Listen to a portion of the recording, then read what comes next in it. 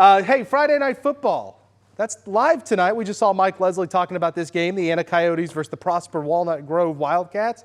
We've been very lucky on these Friday Night Football games. Weather looks really nice, warm for sure for this time of the year. 80 degrees at 8, 77 by 9 o'clock, kickoff at 7 p.m. You can watch that live on WFAA+. Plus. It's a very warm day today. 89, that was the high this afternoon. The normal is 78. The normal low is 57. We have yet to fall into the 50s at DFW. That's a record. This is the latest it's ever taken for DFW to fall into the 50s. The previous record was 2007, where it fell into the 50s on October 16th in 2007. So here we are today, still no 50s. That might change Sunday. 88 degrees the temperature now, south winds at 16. Clear skies across the area. All right, let's pay attention now because this is where you'll have your outdoor plans tomorrow. I want to make sure that you can see where the rain's coming in and when it's moving out because it's not a washout of a day. We'll have lots of dry time, especially in the evening. Morning, most of it's dry. It's mostly cloudy early in the morning. That's 8 o'clock. Look at noon. By the time we get to noon, we're developing what I would say, about a 20 to 40% coverage of scattered light rain across the Dallas-Fort Worth area, and then a little band of heavier showers and thunderstorms to the west. This will move through very fast. Okay, it's only going to take a few hours to clear all of North Texas. So if you have plans around noon, think about some rain. Here's where we start looking at the chance for maybe a couple of gusty storms with some small hail, especially these. These are the ones I'm most interested in Saturday afternoon. This is 2 p.m. Some of these thunderstorms could produce a little bit of hail or some gusty winds at 3.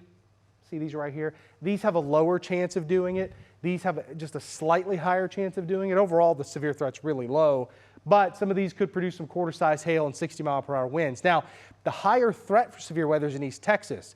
You can see why. Look at the timing. This is 4 p.m. These will be a little bit more robust. This is going to even be east of Mineola. Maybe Van Zandt County and Henderson County. We'll have to watch for you by 4 o'clock, but then by 5, it's all out of here. So by Saturday evening, your plans look completely fine. Dinner plans, stay fair. Texas, going out, whatever you're doing. Saturday night, no problems. Cold front moves in Dallas-Fort Worth area about 7 p.m. That'll bring us temporarily cooler temperatures with highs in the 70s Sunday afternoon. Level 1 marginal risk for the Metroplex. Not really worried about anything strong west of the Dallas-Fort Worth area on Saturday, but between noon and 4 is the time frame from, we'll call this noon, let's say Decatur down to Granbury, Metroplex, 2 o'clock or so, 1 to 3, and then east of the Dallas-Fort Worth area. I showed you that timecast image, and that's why we have noon to 4 from Athens, Canton, Sulphur Springs, Paris. Your risk of severe weather a little bit higher. Level 2 for up to quarter-size hail and up to 60-mile-per-hour winds. It's not widespread severe weather. Not all of the thunderstorms will be severe. Some of them could produce a little bit of wind and hail, though.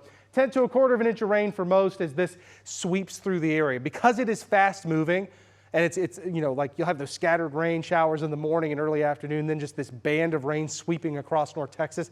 It won't amount to a lot. It certainly won't amount to what we need, but a 1/10 to 1/4 of an inch. 1/10 to 1/4 of an inch. The first measurable rain we've seen all month long. Tonight, 71 degrees. Pleasant temperatures tomorrow. 83. It's a WFAA weather alert day tomorrow. 77 on Sunday. Much warmer on Monday, so the cool down is brief, but then we have another cold front that moves in overnight Monday into Tuesday. That one will come through quietly. You won't even notice it, but you will notice the drop in temperatures Tuesday down to 82. Halloween at the end of the 14-day forecast.